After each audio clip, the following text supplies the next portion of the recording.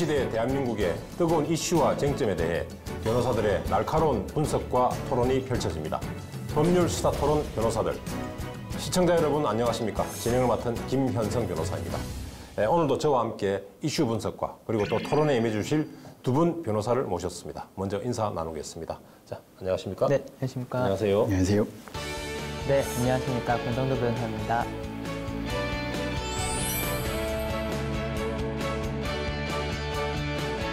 네, 안녕하세요. 최익구 변호사입니다.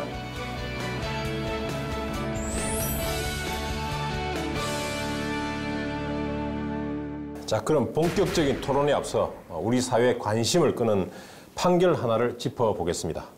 최근 서울중앙지방법원에서 세월호 사건에 대한 국가 배상 책임을 인정한 첫 판결이 나왔습니다.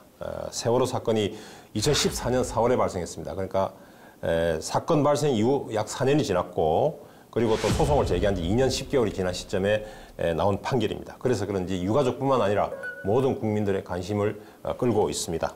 자, 우리 두 분 변호사님, 우리 세월호 사건, 우리 사회에 큰 충격을 줬던 사건인데 이 사건에 대한 판결, 첫 판결이 나왔습니다.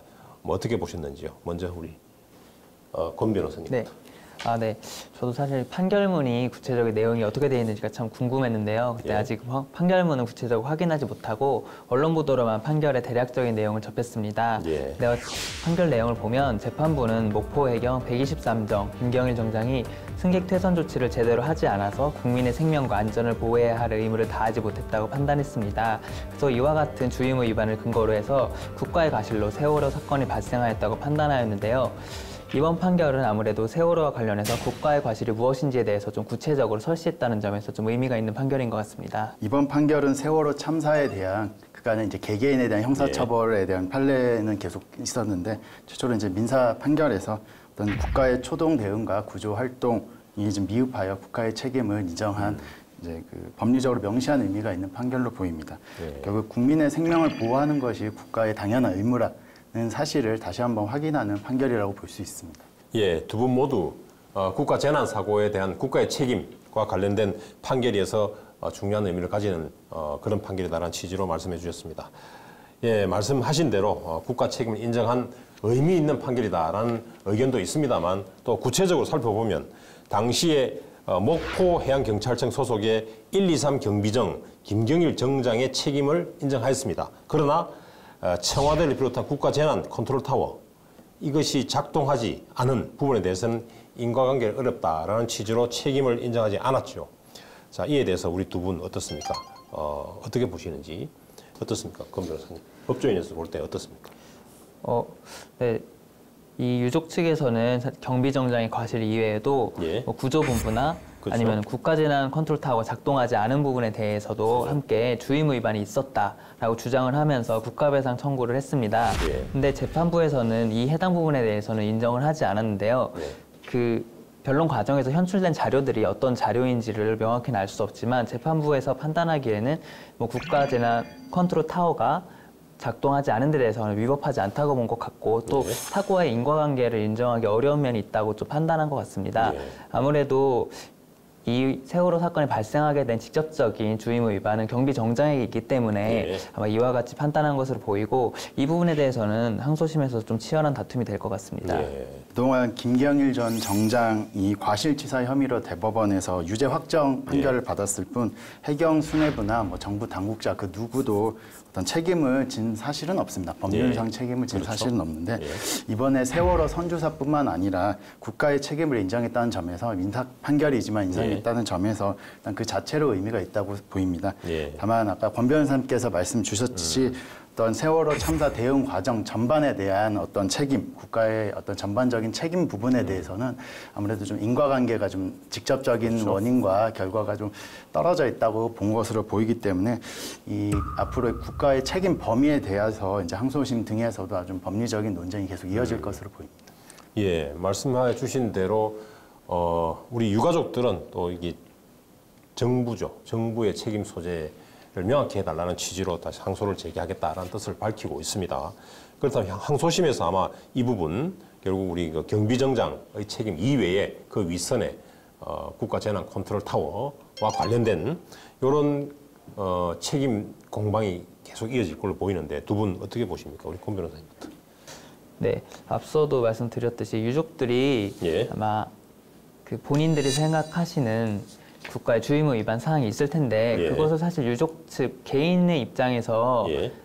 개인의 집에서 그것을 입증하기는 사실 쉽진 않을 것 같습니다. 예. 그렇지만 유족 측에서는 억울하고 다소 좀 받아들이기 어려운 면이 있기 때문에 항소를 하신 것 같고 아마 항소심에서 이 부분에 대해서 그 유족 측 대리인께서는 좀 한번 입증 방법을 열심히 강구하셔서 이에 대한 추가적인 변론을 진행할 것 같습니다. 그 언론 보도에 따르면 유족들은 국가가 잘못한 부분이 구체적으로 명시되지 않았다, 구체적으로 적시되지 않았다는 이유로 항소를 하겠다는 뜻을 밝혔기 그렇죠. 때문에 아마 항소심 과정에서도 국가 전반의 책임, 뭐 재난 컨트롤 타워의 부재 등에 대해서 계속 이제 문제 제기가 있을 것으로 보입니다.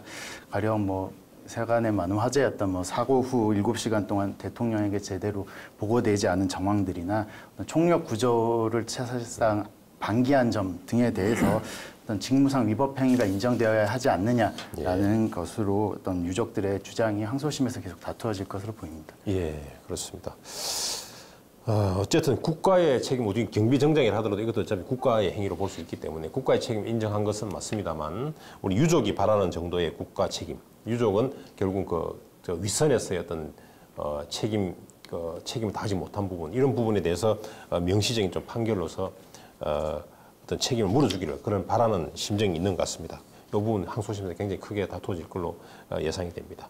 자, 그럼 이번 판결에서 구체적으로 손해배상액 얼마로 나왔는지 또 이것이 뭐 다른 예에 비추었을 때 이게 뭐 어느 정도 수준인지 한번 비교해 보기 위해서 우선 이번 판결 우리 실제로 금액이 얼마나 나왔습니까?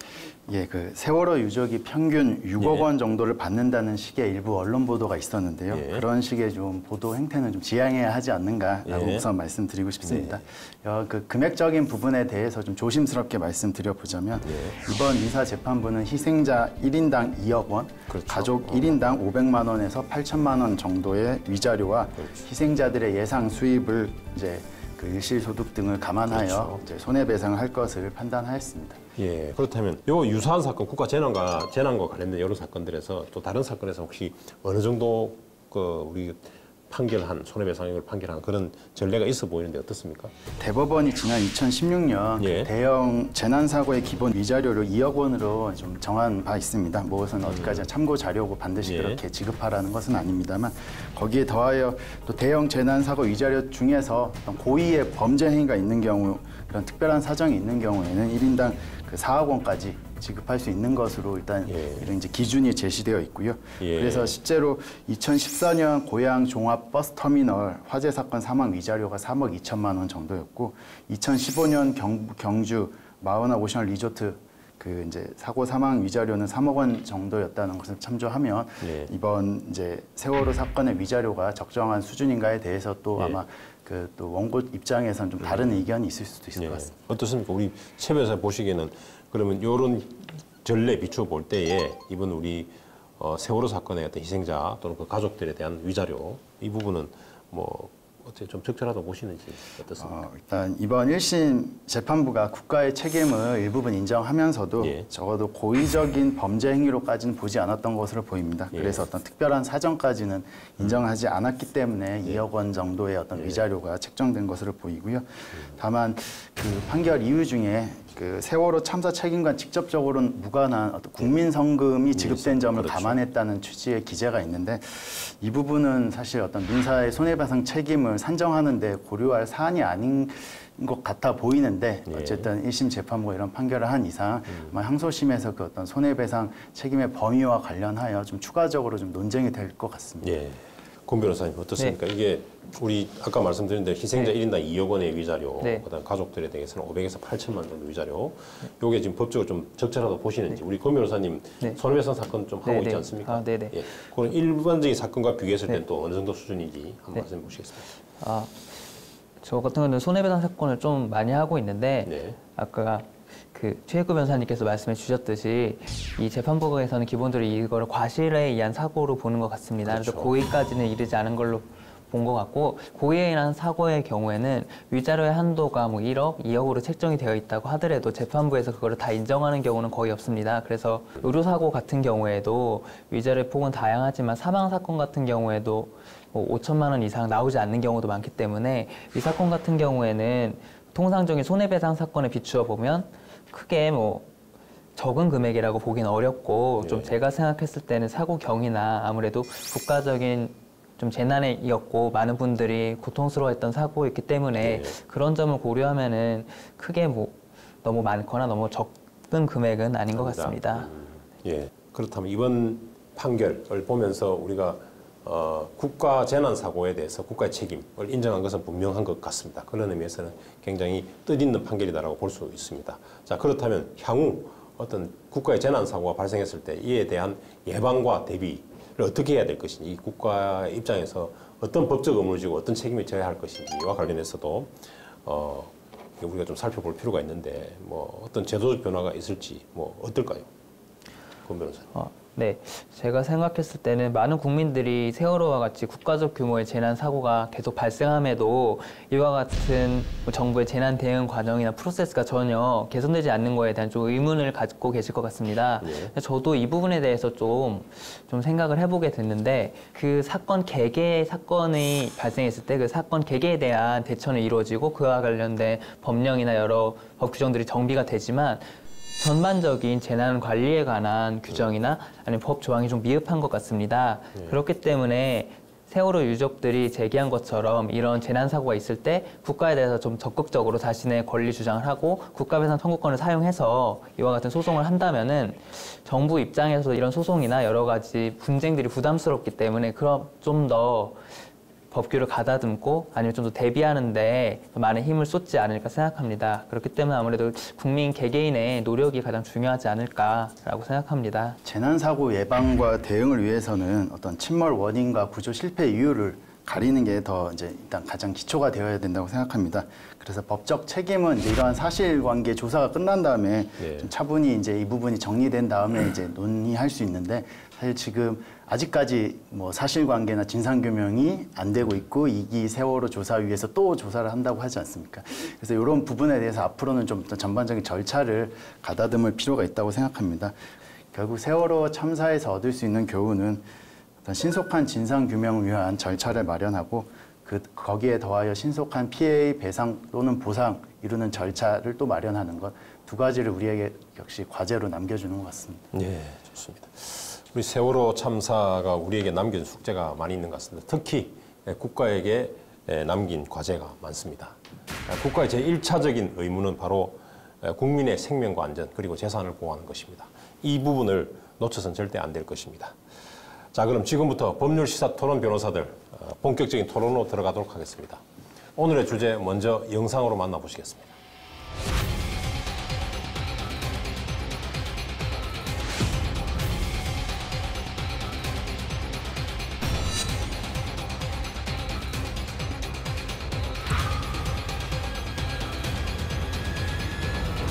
법률시사 토론 변호사들, 오늘 주제는 어린이집 사망사고입니다. 어린이, 우리 아이들은 우리 사회의 미래죠. 그래서 이런 아이들이 어처구니없는 사고로 최근에 목숨을 잃는 사건들이 발생했습니다. 특히 이 사건들이 대부분 어른들의 무관심이나 또는 부주의 그리고 또는 학대로 인해서 발생한 사건이라는 점에서 국민들이 공분을 사고 있습니다. 자, 그렇다면 먼저 동두천에서 발생한 어린이집 차량 사고부터 한번 살펴보겠습니다. 최 변호사님, 우리 사건 경위 어떻게 되는지 잠시 설명해 주시겠습니까? 네, 안타까운 사건입니다. 사건은 지난 17일 오후 4시 50분쯤 그 동두천 소재 어린이집 통학 차량에서 4세 김모 양이 숨진 채로 발견된 것입니다. 그리고 조사 결과 김모 양이 폭염 속에서 7시간이나 갇혀 있다가 뒤늦게 발견되어서 안타까움을 더하고 있습니다. 예, 사실 이 사건은 많은 분들이 인재라고들 합니다. 그도 그럴 것이 어른들이 조금만 신경을 썼더라면 이 어린아이가 목숨을 잃는 그런 안타까운 사건이 발생하지도 않았을 것입니다. 예를 들면 운전기사, 그 통학버스의 운전기사라든지 또는 인솔교사가 왜 아이들 세보면 되는데 확인을 하지 않았는지, 운전을 마치면서 확인하지 않았고 인솔교사도 인솔을 받으면서도 학생의 수를 세워보지 않았다는 것이죠. 그리고 또 어린이집의 특성상 실제로 출석 체크라는 이거는 너무나 당연한 것 같은데 이런 부분도 제대로 안 됐고 그래서 결국 어떤 아이가 등원을 했는지조차 확인이 안 됐다는 것입니다. 자, 이런 점에서 이런 과정에서 사실은 조금만 확인했더라면 우리 아이가 금방 없어진 사실 알 수가 있었거든요. 그렇다면 이런 목숨을 잃는 이런 사건까지 발생하지 않았을 것이다 생각이 됩니다. 거기다가 또한 보육교사가 나중에 이 사실을 알고도 또 왜 즉시 연락하지 않고 또 꾸물꾸물 됐는지 이런 것들도 다 상식적으로 사실 이해가 되지 않습니다. 그렇지 않습니까? 예, 7시간 동안 발견하지 못했다는 것이 이 사건의 핵심이라고 할 수 있을 것 같습니다. 운전기사의 경우에는 경찰 조사에서 인솔교사가 챙길 것이다 라는 취지로 진술하였고요. 예. 인솔교사는 그때 당시에 차 안에서 7살 아이 2명이 좀 소란을 피우느라 이를 제지하는 과정에서 좀 경황이 없었다라는 취지로 진술하였습니다. 그렇다고 하더라도 그러면 어린이집에 그렇죠. 가서 뭐 이제 거기 있는 해당 담당 교사나 이런 분들이 좀 발견했어야 되는데 그렇죠. 그렇지 않았다는 것이 이 사건이 일어나게 된 경위인데요. 경찰은 어린이집 관리 책임이 있는 원장을 포함해 담임교사, 인솔교사, 운전기사까지 총 4명 모두에 대해서 구속영장 신청을 검토 중이라고 합니다. 예, 참 이거 뭐 어떤 변명을 듣더라도 이게 이해가 가지 않고 참담할 뿐입니다. 권 변호사님, 더 안타까운 사실은 뭐냐면 이런 사고가 또 반복된다는 것이죠. 네. 그렇지 않습니까? 네, 그렇습니다. 특히나 요즘과 같은 폭염이 이어지는 여름철에는 갓짐 사고가 어린이들의 생명을 위협하기 때문에 더욱 치명적인 사고로 발전합니다. 2011년 8월에도 경남 함양에서 유치원 차량에 7시간이나 방치된 5세 아이가 사망한 사건이 있었고요. 아마 많이들 기억하실 텐데요. 광주에서 4살 어린이가 유치원 차량에서 쓰러진 채로 발견된 일도 있었습니다. 네, 그렇죠. 피해 아동은 여전히 의식불명 상태로서 이외에도 또 많은 사고들이 있었습니다. 2017년 1월에는 대구에서, 3월에는 전남 광양, 그리고 5월에는 경기 과천에서도 유사한 사고가 있었습니다. 예. 다만 2017년 사고에서는 방치된 아이들이 구조된 바가 있었는데요. 이번 사건 같은 경우에는 좀 아이가 사망한 사건이어서 좀 더 안타까움이 크지 않나 싶습니다. 예, 그렇죠. 저도 뭐 기억이 다 안 납니다만. 그래서 아마 광주에서 일어난 사건 이후에, 그러니까 2016년 12월로 기억되는데 이때 도로교통법이 개정됐습니다. 그래서 53조 4항에 어린이 통학버스를 운전하는 사람은 어린이 통학버스 운행을 마친 후에 어린이나 영유아가 모두 하차했는지를 확인해야 한다라는 조항으로 이제 신설이 됐죠. 그런데 또 사건이 발생했습니다. 왜 그럴까요? 어떻습니까, 권 변호사님? 왜 또 사건이 발생해요? 이거 뭐 법조항을 만들어 놓으면 뭐 하겠습니까? 또 발생했는데. 네네. 물론 어린이 통학버스를 운전하는 사람의 주의 의무를 좀 명시하는 조항이 신설된 것 자체는 좀 바람직한 것이라고 생각합니다. 그렇지만 많은 사람들이 뭐 해당 조항이 있다는 사실을 모르는 사람들도 있을 것이고 운전하시는 분들도 이 조항의 존재를 모르시는 분들도 많을 것입니다. 그리고 아이들이 모두 내린 것, 하차해야 된다는 것을 확인하는 조항이 생긴 것만으로 모든 사고의 발생을 막거나 뭐 줄일 수 있다고 생각하는 것 자체가 그렇죠. 좀 순진한 발상이 아니었나 저는 또 그렇게 생각합니다. 사실 실수라는 것은 누구나도 할 수 있는 것이고 사람은 본인의 경험에 따라서 보통 행동하는 경향이 있기 때문에 이러한 사고가 경험하지 못하신 분이라면은 이처럼 아이가 차량에 갇혀 있고 내가 그것을 보지 못하고 내릴 것이라는 것을 좀 예측하기는 어렵지 않았을까 싶습니다.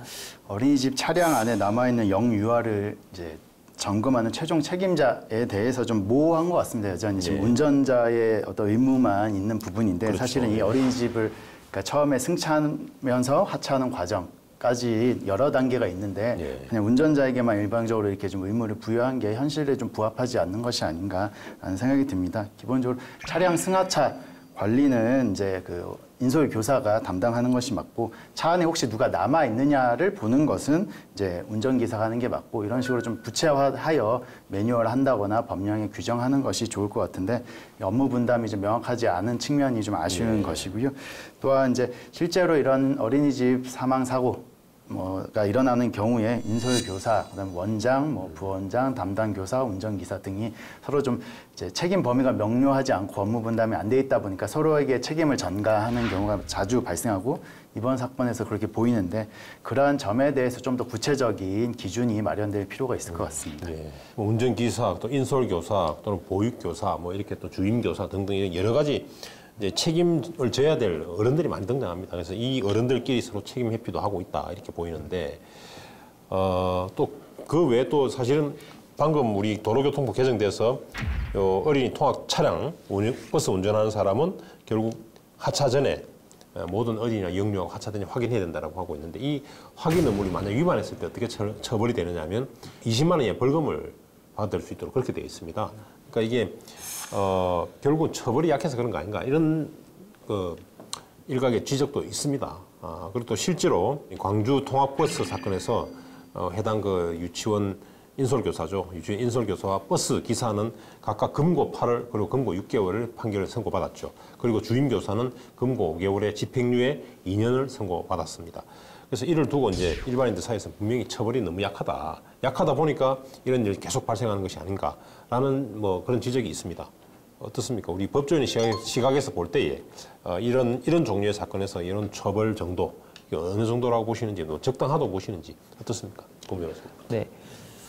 앞에서 말씀하셨듯이 광주 사건 같은 경우에는 예. 어린 아이가 차량에서 장기간 방치됐다가 의식불명이 됐다는 것 때문에 많은 예. 국민들이 좀 공분을 불러일으켰기 때문에 이와 같은 처벌이 조금 미흡한 게 아니냐라고 예. 생각하실 수도 있을 것 같습니다. 예. 그렇지만 이 사고 같은 경우에는 어디까지나 고의로 인한 사고가 아니라 그렇죠. 과실로 인한 사고라는 점에서 그와 같은 점이 좀 일반 사람들이 예상하는 처벌 수위보다는 조금 낮을 수 있기 때문에 그것을 좀 감안해서 판단해야 할 것 같습니다.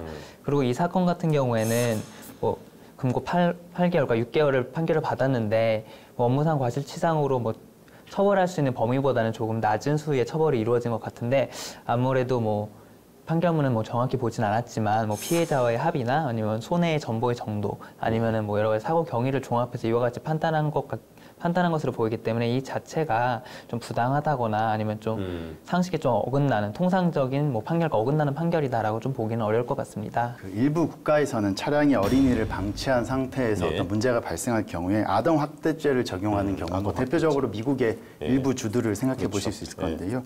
그렇게 엄하게 처벌하는 경향도 있습니다. 다만 현재 우리나라에서는 대체로 업무상 과실치사로 그렇죠. 이제 처벌하고 있고 기본적으로 고의성이 없다고 보는 것 같습니다. 예. 그래서 집행유예 등의 선고형이 내려지는 것이 좀 일부 국민께서 보시기에 좀 납득하기 어려운 측면이 있을 것 같습니다. 예. 다만 그렇다고 처벌을 강화하는 것이 이러한 아동 이제 학대 사고 내지 아동 사망 사고에 예방을 하는데 반드시 능사인 것이냐 그런 것 같지는 않고요. 엄연히 고의범과 과실범은 어쨌든 구분되는 개념이고 적어도 아이의 죽음에 어떤 고의성이 없었다면 당연히 과실범으로 처벌해야 하는 것이 맞기 때문에 고의를 또 너무 쉽게 인정하게 할 수도 없는 부분이 예. 분명히 좀 있는 것 같습니다. 그 밖에 좀 다른 어떤 개인에 대한 형사처벌 외에도 영유아 보호육법에 따르면 어린이집에서 아동 학대 행위를 한다거나 어떤 어린이 통합버스 운행 중에 발생한 교통사고의 경우에는 어린이집 폐쇄나 운영 정지 등을 할 수 있도록 되어 있습니다. 이러한 행정처분도 적절히 사용한다면 어린이집에서 좀 더 주의 의무를 강화하는 데 도움이 될 것으로 보입니다. 예, 두 분 말씀해 주신 대로 우리 법조인의 시각에서 본다면 어찌되었건 이게 과실범 또는 과실치상, 과실치사의 죄책을 받는 것은 또 사실입니다. 자, 그렇다면 이번 동두천 사건을 한번 보겠습니다. 동두천에서 일어난 어린이집 통합 차량 사고. 이 사고에서 우리 기사와 인솔교사 그리고 보육교사 이분들은 어느 정도의 처벌을 받게 될 것인지 이분들도 아마 경찰에서는 지금 과실치사 혐의로 지금 조사를 할 수 있다는 취지로 지금 보고 있는 것 같은데 어떻습니까? 두 분 생각 어떻습니까? 권 변호사님. 네. 과실치상.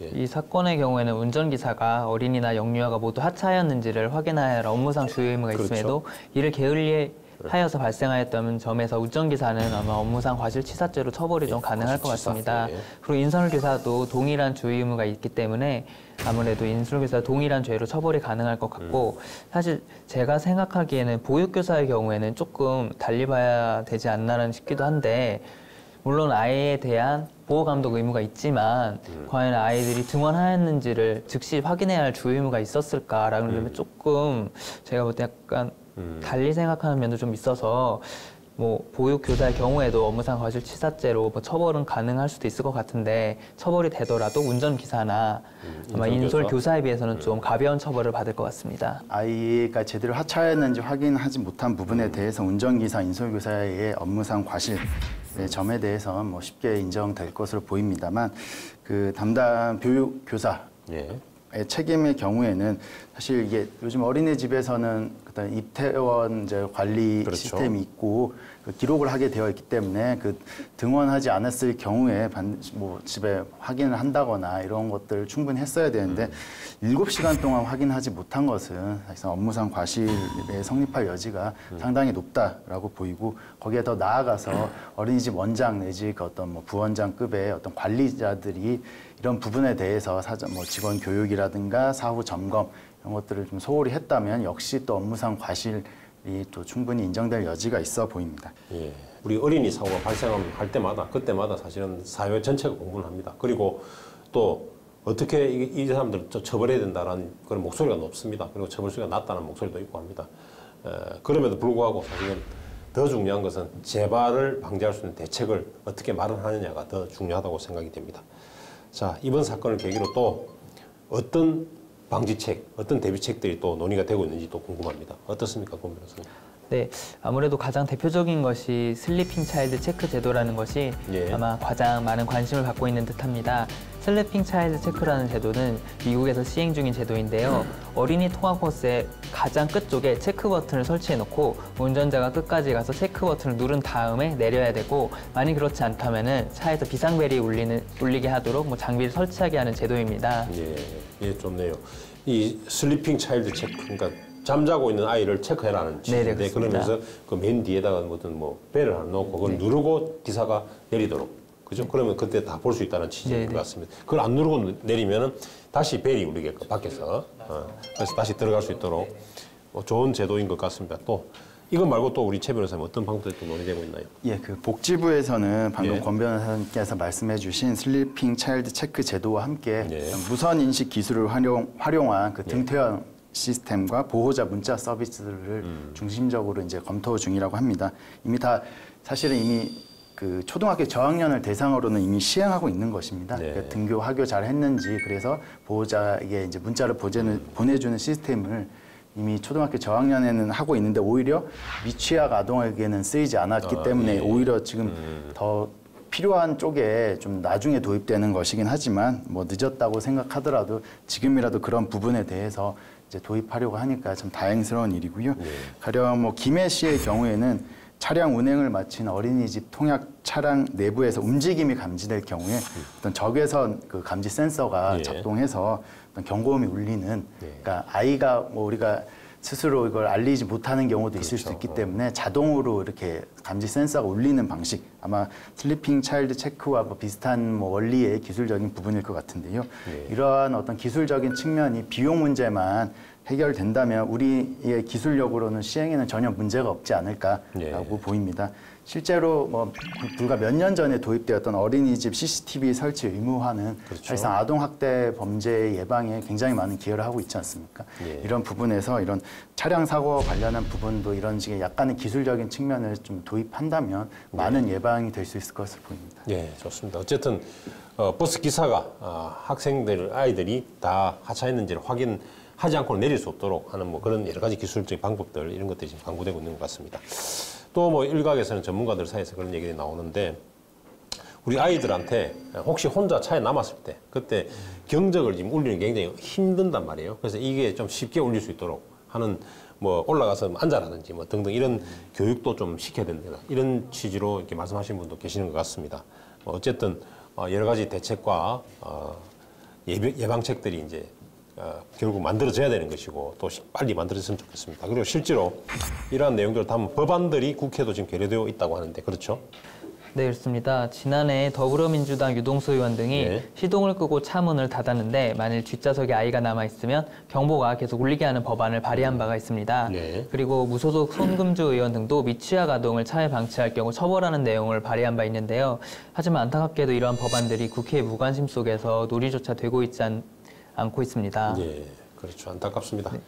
자, 이러한 법안들은 어쨌든 우리 아이들의 안전과 생명 그리고 이제 미래와 직결되는 부분입니다. 그래서 국회에서도 조속히 내 아이를 보호한다는 심정으로 조속히 처리해 주셨으면 하는 그런 바람입니다.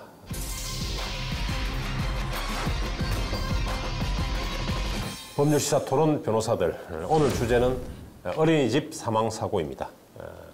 지금까지 우리 어린이집 통학 차량에서 발생한 사망사고에 대해서 살펴보았습니다. 자, 그럼 또 이번에는 어린이집에서 보육교사가 아이를 학대하여 숨지게 한 사건이 발생해서 또 공분을 사고 있습니다. 최 변호사님, 이 사건 경위 어떻게 됩니까? 네, 또 안타까운 소식을 이어서 전해야 될 것 같습니다. 서울 강서구 화곡동 한 어린이집에서 생후 11개월 어린이가 숨지는 사건이 발생하였습니다. 아까 CCTV 설치가 의무화되었다는 말씀 드렸는데요. 이 사건에서도 CCTV를 확인해 보니까 한 보육교사가 11개월 된 영아를 이렇게 이불에 말고 올라타는 장면이 이제 목격되어서 사망 원인까지 밝혀진 좀 안타까운 소식입니다. 그렇습니다. 그 이유가 더 사실 황당합니다. 아이가 잠을 자지 않아서 재우기 위해서 그랬다고 하는데 전문가들에 따른다면 우리 아이 시신에서 토사물이 확인됐고 이것은 명백한 우리 학대의 증거가 아니겠는가라고 볼 수가 사실 있을 것 같습니다. 자, 그렇다면 이 보육교사 어떤 처벌이 가능하겠습니까? 권 변호사님. 네, 아동학대범죄에 관해서는 아동학대범죄 처벌 등에 관한 특례법이 제정이 된 바가 있습니다. 해당 법의 제4조는 아동학대 치사죄를 규정하고 있는데요. 아동학대 범죄를 저진 사람이 아동을 사망에 이르게 한 때는 무기 또는 5년 이상의 징역에 처한다고 정해놓고 있습니다. 따라서 이 사건처럼 아이를 이불에 말고 올라탄 행위는 형법상 학대나 아마 폭행에 준하는 행위로 보이는데 이와 같은 행위로 인해서 아이가 사망했다면은 아동학대 치사죄로 처벌이 가능할 것 같습니다. 어쨌든 경위에 어찌되었든 어른의 몸으로 아이를 이렇게 11개월 된 영아를 눌렀다는 것은 명백한 학대라고 평가될 수 있을 것 같습니다. 실제로도 서울 남부지방법원에서 지난 20일에 보육교사에 대한 구속전 피의자 신문을 하였고요. 도망할 염려가 있다는 이유로 구속영장을 발부하였습니다. 그때 당시에 그 적용 제목이 권 변호사님께서 말씀 주신 아동학대 범죄의 처벌 등에 관한 특례법 위반, 아동학대 치사 혐의가 소명된다고 본 것이고요. 이 법정형이 무기 또는 5년 이상의 징역인데요. 이게 우리가 일반 형법상의 업무상 과실치사상의 경우에는 5년 이하의 금고 또는 2천만 원 이하의 벌금이 법정형인 거에 비해 굉장히 법정형이 이제 많이 차이 나고 굉장히 높다는 것을 알 수 있습니다. 그렇습니다. 이게 아동학대치사의 경우에 이제 무기 또는 5년 이상의 징역이라고 말씀하셨는데 사실은 이제 살인죄의 경우가 사형 무기 또는 5년 이상의 징역에 처하도록 되어 있습니다. 그래서 이제 사형만 빼고 무기와 5년 이상의 징역에 처하도록 규정이 되어 있는 거 아니겠습니까? 그렇다면 거의 아동학대치사죄는 그 살인죄 거의 뭐 버금가는 정도 지금 범죄로 중죄로 지금 취급하고 있는 것은 맞는 것 같습니다. 자, 또 일반적으로 이제 우리 범죄의 어떤 뭐 체계나 이런 걸 본다면은 우리 일반인을 대상으로 하는 범죄가 있고 또 이제 어린이나 영유아를 대상으로 하는 범죄가 있는데 이 중에서 당연히 일반인 대상 범죄보다 어린이나 영유아 대상 범죄가 또 실제로 그 형벌이 더 세다고 알려져 있지 않습니까? 그리고 또 실제로 그런 것으로 알고 있는데 어떻습니까? 좀 설명 좀 해주시겠습니까? 권 변호사님. 네, 아까도 앞에서도 말씀드렸듯이 아동학대 범죄에 대해서는 아동학대범죄 처벌 등에 관한 특례법, 약칭 아동학대처벌법이 우선적으로 적용되어서 처벌이 강화됩니다. 예를 들어서 보육교사가 아이를 학대해서 사망에 이르게 한 경우에 만약 형법상의 학대치사죄가 적용이 된다면 3년 이상의 유기징역형에 처해지지만 아동학대처벌법이 적용돼서 아동학대 치사죄가 적용이 된다면 무기 또는 5년 이상의 징역에 처해질 수 있기 때문에 처벌이 강화되어서 법이 개정되어 있습니다. 또한 이 법은 아동학대 행위자에 대해서 유죄 판결을 선고하면서도 200시간의 범위에서 재범 예방을 필요한 수감명령을 함께 또 부과 처분할 수 있고 또 아동학대 치료 프로그램 이수명령을 또 병과할 수가 있습니다. 예, 그렇습니다. 우리가 어린이나 아이들 대상으로 하는 범죄 이거 자체도 나쁜데 더군다나 우리 보육교사 어린이집에 있는 보육교사는 어린이를 보호해야 될 의무가 있는 사람이거든요. 이 사람이 오히려 이렇게 학대를 했다. 이건 정말 엄벌해야 될 것 같습니다. 자, 또 일각에서는 이런 지적이 있습니다. 우리 국내의 보육교사 양성 시스템이 근본적으로 잘못되어 있다라는 지적을 하고 있는 분도 있습니다. 이를테면 유치원 교사의 경우에는 대학의 유아교육과를 졸업하고 그렇게 전공을 해야만 자격을 부여받을 수 있는 데 비해서 보육교사의 경우에는 1년 정도 일정한 보육 과목만 이수하면 바로 이제 3급이 될 수 있고 그다음 경력을 쌓으면 바로 2급, 1급으로 승급하는 그런 시스템으로 되어 있기 때문에 전문성이라든지 또는 직업의식이 떨어질 수밖에 없다. 아마 이런 지적이 있습니다. 어떻습니까? 이게 합당한 지적이라고 보시는지 아니면은 이것도 사실 어찌 보면 이거 잘못됐다고 하는 것 자체가 학력으로 인한 차별이라고 볼 여지도 사실 없지 않은 것 같은데 어떤가요? 우리 최 변호사님. 예, 사실 지금 점점 더 어린이가 귀한 시대가 되고 있지 않습니까? 그런 시대에 보육교사는 굉장히 예전도 중요했지만 더 중요한 역할을 하고 있는 것으로 보입니다. 그렇다면 그에 걸맞은 어떤 전문성이나 책임, 그에 대한 뭐 또 교육을 요구하는 것은 좀 뭐 부당한 요구라든가 어떤 차별이라고 볼 수는 없을 것 같습니다. 다만 그에 걸맞은 대우나 근로 요건 개선도 당연히 병행되어야 될 것으로 보입니다. 사실 제가 생각했을 때는 보육 관련 전공 학위를 취득했다고 해서 그 사람이 뭐 뛰어난 업무 능력을 보유하고 있거나 교사로서의 윤리 능력을 보유하고 있다고 사실 보기는 어렵지만 보육교사라는 직업 자체가 아이들의 보육과 건강관리를 하고 영유아의 뭐 신체적, 정신적, 사회적인 발달을 돕는 직업이기 때문에 그 직업 자체가 어느 정도 전문적인 교육, 또 전문적인 학위가 필요한 면이 또 있는 것 같습니다. 그렇기 때문에 물론 지금 당장 어떤 일정한 학위 요건을 강제하기는 좀 어렵다고 하더라도 장기적인 과제에 있어서는 일정 부분의 뭐 전문 학사라든지 또 취득한 사람이 좀 종사하는 쪽으로 제도를 개선하는 것이 좀 바람직할 것이라고 생각합니다. 예. 우리 엄마들의 인터넷 커뮤니티 모임이 있죠. 이른바 맘카페라고 있는데 맘카페 일각에서는 또 이런 지적이 나오고 있습니다. 굳이 3세 미만의 영아를 어린이집에 보내야 했었느냐라는 또 지적도 있습니다.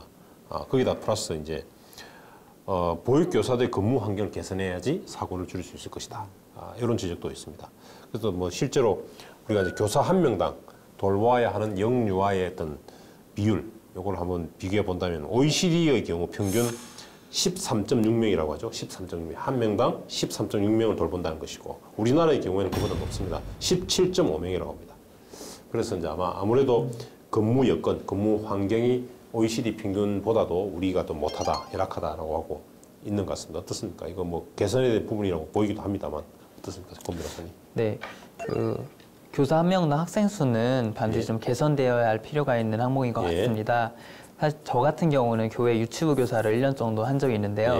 저희 반 학생이 4명밖에 안 됐는데 그 4명 학생들이 저한테 한꺼번에 무엇을 요구하면은 정신이 없고 어떻게 해야 될지도 모르겠고 아이들 뭐 선생님 화장실 가고 싶어요. 선생님 이거 못하겠어요. 그리고 한꺼번에 요구하면은 제가 좀 당황해서 아이들을 잘 돌보지 못하겠더라고요. 근데 이 통계로 봐도 우리나라 같은 경우는 교사 한 명당 17.5명의 학생을 돌본다고 하니까 이거는 조금 좀 많은 수치가 아닌가. 그래서 이 부분에 대해서는 좀 개선이 필요할 것 같고 또 요즘 같은 경우는 출산율도 저하되는 추세고 그 이유 중에 하나가 아이들의 보육 여건이 좋지 않아서이기 때문에 이 부분에 대해서는 국가가 좀 재정을 투여하더라도 그 교사 한 명을 채용하는 데 일정 부분을 지원한다거나 하는 조치를 취해서 좀 교사 한 명당 돌보는 학생 수를 좀 줄여야 될 필요가 있을 것 같습니다. 네, 어쨌든 뭐 여건 개선을 위해서 아이들 수를 좀 줄일 필요가 있다. 한 명이 관리할 수 있는 뭐 그런 플러스에 또 어떤가요? 만약에 이거와 관련해서 또 3세 미만의 맘카페에서도 지적된 건데 3세 미만의 아이들을 굳이 어린이집 보내야 되느냐라고 이제 그런 지적과 또 그걸 좀 안 보낸다면은 1인당 보육교사가 이제 관리할 수 있는 아이들 수가 17.5에서 줄어들 것 같긴 한데 어떻습니까? 그 3세 미만의 영유아를 보낼 수밖에 없는 사정이 있으니까 보낸 거지 뭐 보낼 이유나 필요가 없는데 보내는 가정이 어디 있겠습니까? 그렇죠. 그래서 그런 부분은 조금 이제 적절한 지적 같지는 않고요. 다만 좀 비슷한 맥락에서 접근을 해보면 2016년에 육아정책연구소가 유치원과 어린이집 교사를 1,543명을 대상으로 근무 환경을 조사해서 발간한 어떤 자료집, 그 제목이 좀 의미심장한데요. 그 행복한 영유아를 위해 이제는 교사의 행복을 돌아볼 때라는 제목의 자료집이 있는데 그때 당시 조사 결과에 따르면 영유아를 담당하는 교사 10명 중 2명, 21.6% 정도가 학부모로부터 모욕적인 말이나 폭행을 당한 경험이 있다고 지금 그렇죠. 조사 결과 답변하였고 전반적으로 어떤 보육교사 등의 직업적 행복감이 굉장히 낮은 수준으로 조사가 되었습니다. 이런 부분을 볼 때 우리가 지금 뭐 보육교사의 잘못만 논하는 것이 아니라 그 외에도 보육교사가 처한 어떤 열악한 상황들을 분명히 고려할 필요가 있고 이런 부분이 한 명당 돌봐야 되는 아이들의 수를 줄여나가는 것들에 대해서 적극적인 좀 뭐 재정적인 지원이나 이런 것들이 필요할 것으로 보입니다. 실제로 보육교사가 행복해야 본인이 행복해야 아이들에게도 교감을 하는 역할인데 아이들에게도 좋은 영향, 행복감, 즐거움을 줄 수 있는 것은 결국에는 교사 스스로가 행복해야 된다는 점에서도 앞으로 좀 이런 부분에 대해서 사회적으로 좀 관심과 지혜를 모아야 할 것 같습니다. 좋습니다. 우리 보육교사가 되고자 하는 사람들이 보다 더 좀 우수하거나 또는 보다 더 인간미를 갖춘 사람들, 보다 따뜻한 사람들이 보육교사로 지원을 할 수 있도록 하기 위해서는 결국 보육교사에 대한 처우 개선이 반드시 필수적으로 있어야 되겠고, 또한 그러면서 우리 보육교사가 될 수 있는 어떤 요건 이런 것들 좀 더 까다롭게 하고 한다면 조금 더 낫지 않을까 하는 생각을 해보겠습니다. 우리가 지금까지 사회적으로 큰 파장을 불러온 어린이집 사망 사고를 두고 여러 가지 말씀을 나누어 보았습니다. 동두천 통학버스에서 사망한 사건, 그리고 또 어린이집에서 아이 11개월밖에 되지 않은 아이를 이불로 감아서 또 올라타는 사건, 뭐 이런 학대 사건까지 같이 보면서 참담함을 금치 못하고 있는데, 두 분 어떤가요? 우리 두 분은 뭐 법조인이 이미 이제 20세가 넘었지 않습니까? 그러니까 성인입니다. 성인 입장에서 우리 어린이들을 대하는 요 태도 또는 요 사건들 보면서 어떤 생각이 드시는지 간단하게 한번 말씀해 보신다면. 예, 참 그 어린이에 대한 어른의 주의 의무를 꼭 법으로 정해야 하고 어린이에 대한 또 그 처벌을 강화해야 하는 것인가라는 좀 씁쓸한 마음이 우선 드는 것 같습니다. 그 나름의 또 어른으로서의 책임도 통감하게 되는 사건들이었고요. 잇따른 사건으로 말미암아 어떤 국회에서의 입법이라든가 정부의 정책을 촉구하는 목소리가 그 어느 때보다 높기 때문에 이번에 뭐 늦었다고 생각할 때 더 늦기 전에 이번부터라도 좀 실효적인 대책들이 많이 논의되었으면 합니다.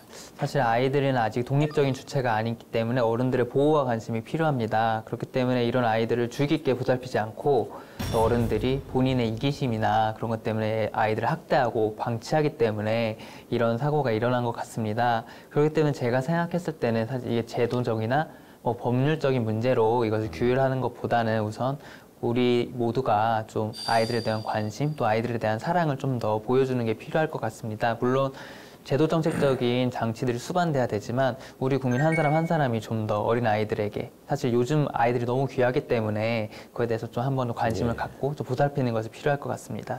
어린이 또는 영유아 그리고 장애인 이런 사람들은 스스로를 보호할 수 있는 그런 능력도 없고 의사도 잘 없는 경우도 있습니다. 이럴 때 우리 어른들은, 성인들은 이 어린이 그리고 영유아 그리고 장애인들 이런 분들은 항상 보호해야 될 의무를 가지고 있습니다. 전체가 다 있는 것입니다.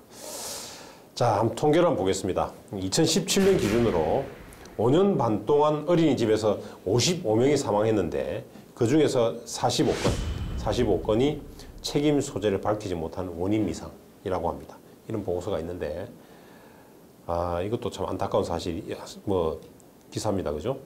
어린이집 관련 사고나 책임 소재를 밝히기 위해서 우리는 어떠한 법적 장치가 필요할 것인지 또 고민해 봐야 될 것 같습니까? 어떻습니까? 검 변호사님. 네. 이런 사고가 발생을 했을 때 이 사고의 원인을 규명하기 위해서 가장 어떻게 보면 직접적인 증거라고 할 수 있는 게 CCTV 영상을 확보하는 것입니다. 근데 그 영유아 보육법에 의하면 어린이집은 폐쇄로 텔레비전, 속칭 CCTV의 설치가 의무화되어 있습니다.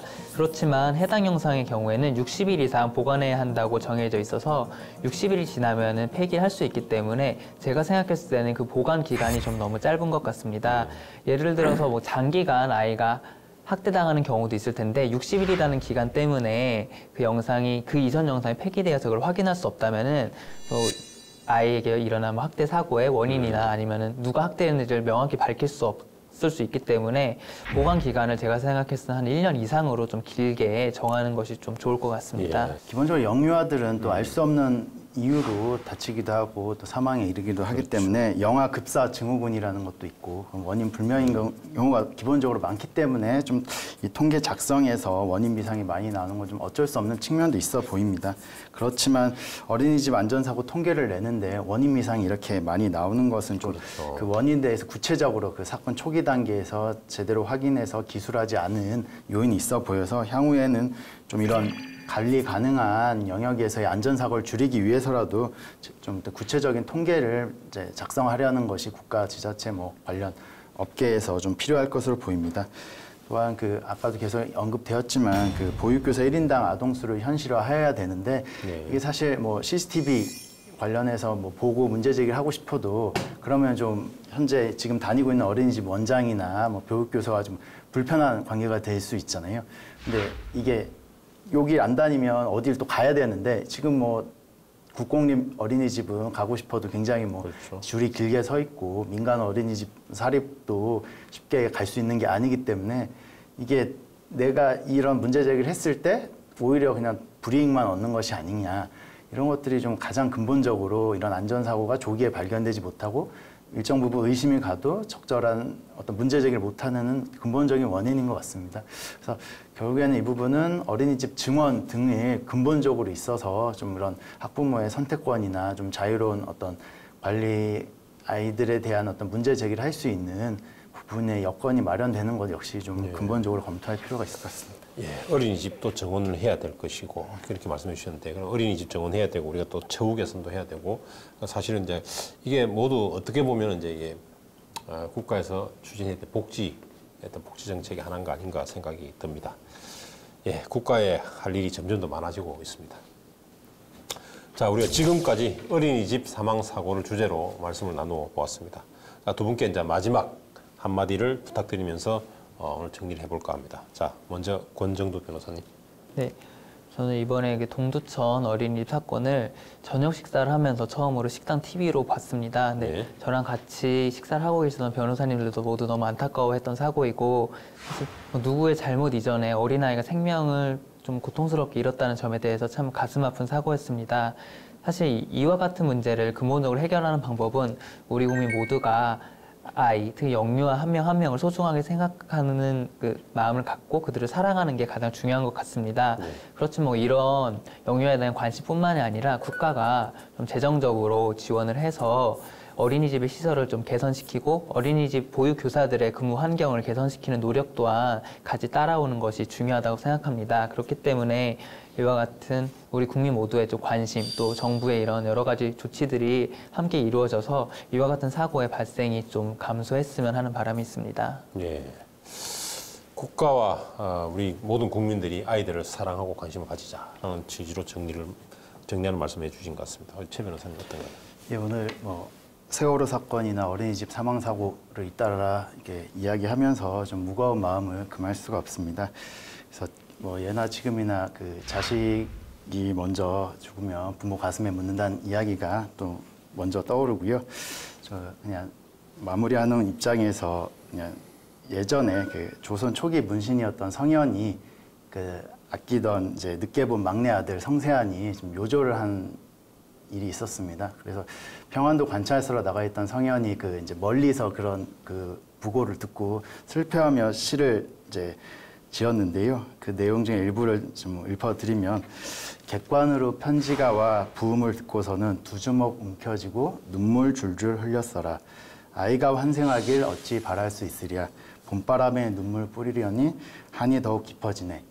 아마도 이런 끔찍한 사건들을 겪었던 모든 부모의 마음과 오버랩 되는 것 같습니다.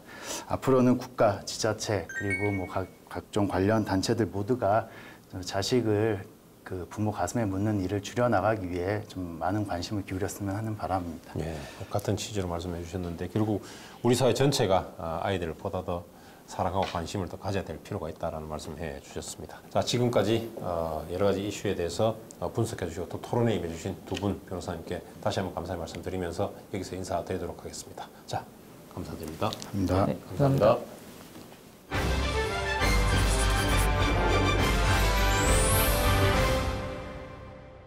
서양인들에게 인도는 신비함을 가진 동양의 상징이자 값비싼 향신료와 자원이 넘쳐나는 고귀한 땅으로 여겨졌습니다. 많은 유럽인, 아니 모든 유럽인들과 그들의 제국들은 그 무엇보다 인도를 갖고 싶어 했지만 영국인들은 조금 달랐습니다. 인도보다 소중하게 여긴 것이 있었는데요. 그것은 다름 아닌 영국의 대문호 셰익스피어였습니다. 그래서 인도를 셰익스피어와는 바꾸지 않겠다라는 말이 있을 정도인데요. 실제 그런 기회가 있다면 인도와 바꿀지 아니면 말처럼 진짜로 바꾸지 않을지는 모르겠지만 그만큼 셰익스피어가 훌륭한 작품을 남겼다는 것은 분명합니다. 왕관을 쓰려는 자 그 무게를 견뎌라. 셰익스피어의 작품 가운데 헨리 4세에 나오는 말입니다.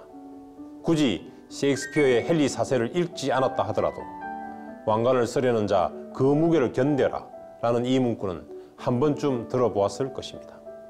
왕관을 쓰는 자는 명예와 권력을 가지게 되지만 동시에 그만큼 막중한 책임이 따른다는 의미입니다. 이 문구가 지금 우리 사회에 던지는 메시지는 결코 가볍지 않습니다. 얼마 전 탄핵당한 전직 대통령의 혐의에 대한 판결의 1심 선고가 모두 끝이 났습니다. 1심의 형량을 모두 합치면 32년.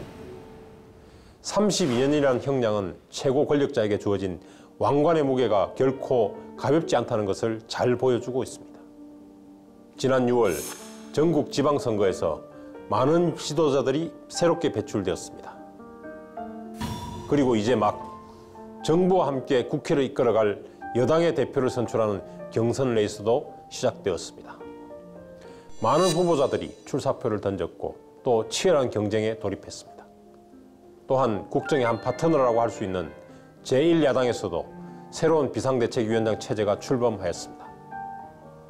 물론 국가와 지역 그리고 정당을 이끌어가겠다는 지도자들이 국가와 국민의 미래를 위해서 이 한 몸 던지겠다는 희생정신과 각오가 하나같이 남다르겠지만 그러한 각오만큼이나 그들에게 주어지는 왕관의 무게도 결코 가볍지 않다는 사실을 잊어서는 안 될 것입니다. 왕관의 무게는 주어지는 권력과 요구되는 책임의 무게와 비례합니다. 왕관을 쓴 자가 스스로 권력을 절제하고 책임을 진다면 문제가 없을 것이지만 지금까지의 경험으로 보아 권력자는 오히려 권력을 남용하려는 경향, 책임을 회피하려는 경향을 보여온 것이 사실입니다. 그래서 결국 책임은 국민이 물어야 하는 것입니다. 책임을 묻기 위해서는 그들이 무엇을 했는지 그들의 행적을 반드시 기억해야 합니다. 권력자로 있는 동안의 행적을 보지 않고 당장의 새치 혀만 보아서는 안 될 것입니다. 그리고 진심으로 일하는지 사심으로 일하는지 항상 살피고 기억해야 합니다. 왕관의 무게는 결국 국민의 기억력에 달려있음을 명심해야 할 것입니다. 법률시사토론 변호사들, 오늘 준비한 시간은 여기까지입니다. 저희는 다음 주에도 우리 시대 대한민국의 가장 뜨거운 이슈와 함께 냉철한 이성의 소유자 변호사들과 함께 다시 돌아오겠습니다. 감사합니다.